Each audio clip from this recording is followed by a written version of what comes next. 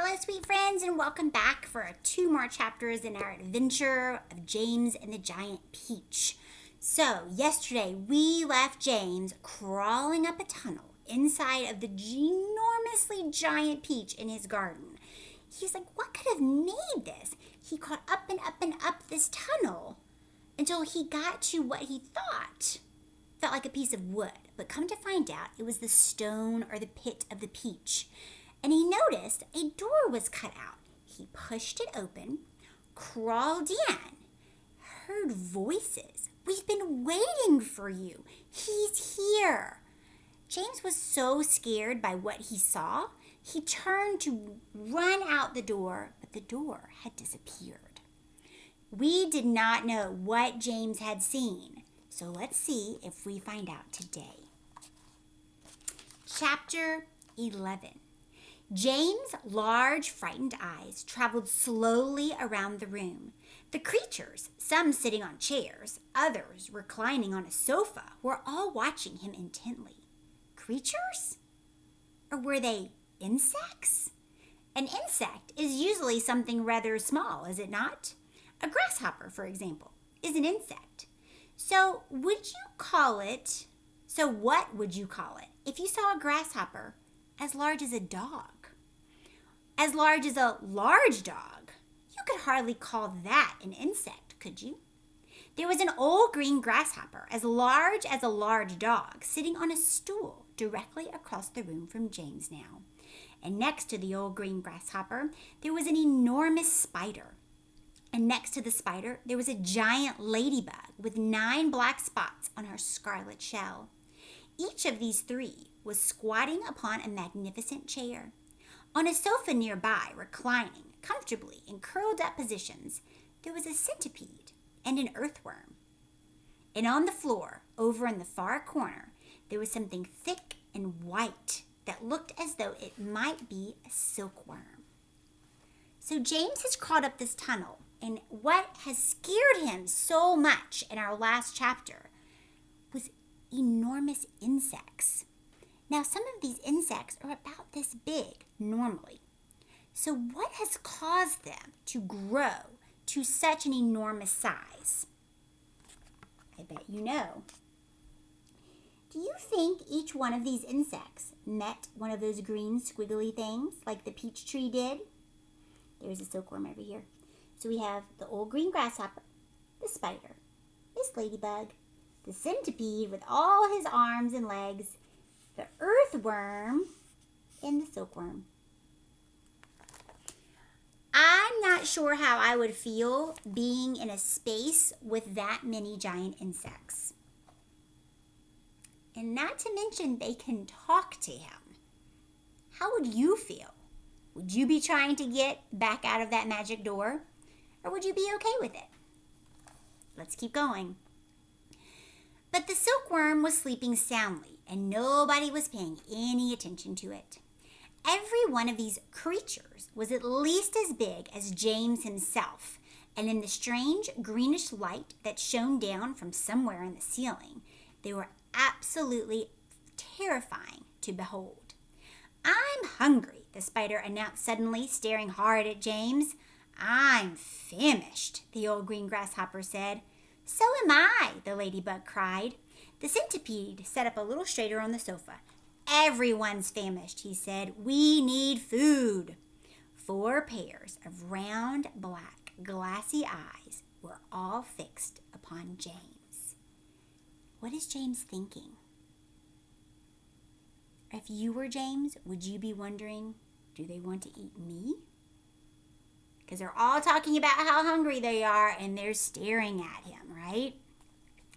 The centipede made a wriggling movement with his body as though he was about to glide off the sofa, but he didn't. There was a long pause and a long silence. The spider, who happened to be a female spider, opened her mouth and ran a long black tongue delicately over her lips. "Aren't you hungry?" she asked suddenly, leaning forward and addressing herself to James. Poor James was backed up against the far wall, shivering with fright and much too terrified to answer. "What's the matter with you?" the old green grasshopper asked. "You look positively ill." "He looks as if he's going to faint any second," said the centipede. "Oh, my goodness, the poor thing," the ladybug cried. "I do believe he thinks it's him we are wanting to eat." There was a great roar of laughter from all sides. "Oh dear," they said. "What an awful thought." "You mustn't be frightened," the ladybug said kindly. "We wouldn't dream of hurting you. You are one of us now. Don't you know that? You are one of the crew. We're all in the same boat." "We've been waiting for you all day long," the old green grasshopper said. We thought you were never going to turn up. I'm glad you made it." "So cheer up, my boy, cheer up," the centipede said. "And meanwhile, I wish you would come over here and give me a hand with these boots. It takes me hours to get them all off by myself." So turns out, do they want to eat James? No, he was worried for no reason, but still kind of scary, right? They're like, "We don't want to eat you. We've been waiting for you to come. You are one of us." Interesting. Is James an insect? No. So let's see. Chapter 12. Didn't want to go too far. James decided that this was most certainly not a time to be disagreeable. So he crossed the room to where the centipede was sitting and knelt beside him. "Thank you very much," the centipede said. "You are very kind." "You have a lot of boots," James murmured. "I have a lot of legs," the centipede answered proudly, "and a lot of feet. 100 to be exact." "There he goes again," the earthworm cried, speaking for the first time. "He simply cannot stop telling lies about his legs. He doesn't have anything like 100 of them. He's only got 42. The trouble is that most people don't bother to count them. They just take his word for it. Anyway, there's nothing marvelous, centipede, about having a lot of legs." "Poor fellow," the centipede said, whispering in James's ear. "He's blind. He can't see how splendid I look." "In my opinion," the earthworm said, "the really marvelous thing is not to have any legs at all, and to be able to walk just the same." "You call that walking?" cried the centipede. "You're a slitherer, that's what you are. You just slither along." "I glide," the earthworm said primly. "You are a slimy beast," answered the centipede. "I am not a slimy beast," the earthworm said. I am a useful and much-loved creature. Ask any gardener you like. As for you, I am a pest," the centipede announced, grinning broadly and looking around the room for approval. "He's so proud of that," the ladybug said, smiling at James, "though for the life of me, I can't understand why."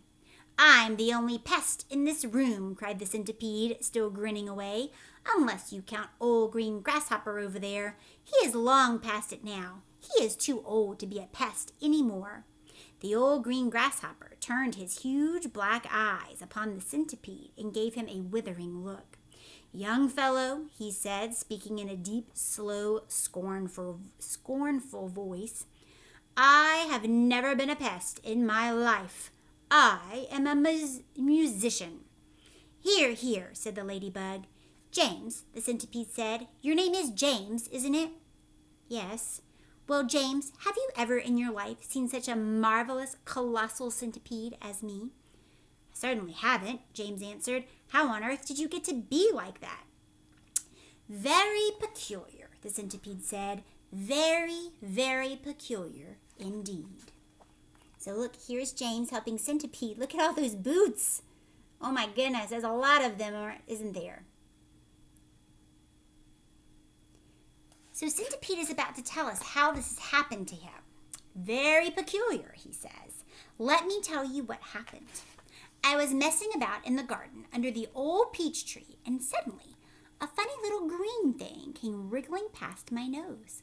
Bright green it was, and extraordinarily beautiful, and it looked like some kind of tiny stone or crystal." "Oh, but I know what it was," cried James. "It happened to me too," said the ladybug. "And me," Miss Spider said. "Suddenly there was little green things everywhere. The soil was full of them." "I actually swallowed one," the earthworm declared proudly. "So did I," the ladybug said. "I swallowed 3, the centipede cried. "But who's telling the story anyway? Don't interrupt." "It's too late to tell stories now," the old green grasshopper announced. "It's time to go to sleep." I refuse to sleep in my boots, the centipede cried. How many more are there to come off, James? I think I've done about 20 so far, James told him. Then that leaves 80 to go, the centipede said. 22, not 80, shrieked the earthworm. He's lying again. The centipede roared with laughter. Stop pulling the earthworm's leg, the ladybug said. This sent centipede into hysterics. Pulling his leg, he cried, wiggling with glee and pointing at the earthworm. Which leg am I pulling? You tell me that. Because earthworm doesn't have any legs. James decided that he rather liked the centipede. He was obviously a rascal. But what a change it was to hear someone laughing once in a while. He had never heard Aunt Sponge or Aunt Spiker laughing aloud in all the time he had been with them. I really must go and get some sleep, the old green grasshopper said. We've got a tough day ahead of us tomorrow. So would you be kind enough, Miss Spider, to make our beds? Interesting. Why would he ask Miss Spider to make the beds? That is the end of chapter 12. So James has learned that these insects are not mean. They're actually pretty nice and kind of funny, aren't they? So they have all told him that they have swallowed at least one of those green squiggly things, right? And that's how they got to be the way they are. How did they get inside the peach? We don't know that yet, do we? Why and how were they waiting for James? How did they know who he was? And why were they waiting? What were they waiting for? These are all things to think about as we get ready for the next part of our book tomorrow. So find someone in your house and talk to them about what has happened to James. What made him so scared in the previous chapters, and now he realizes it's not so bad. But are his aunts going to come looking for him? That could be a whole nother set of problems. So think about that, and I hope to see you again tomorrow for more in James and the Giant Peach. See you later. Bye.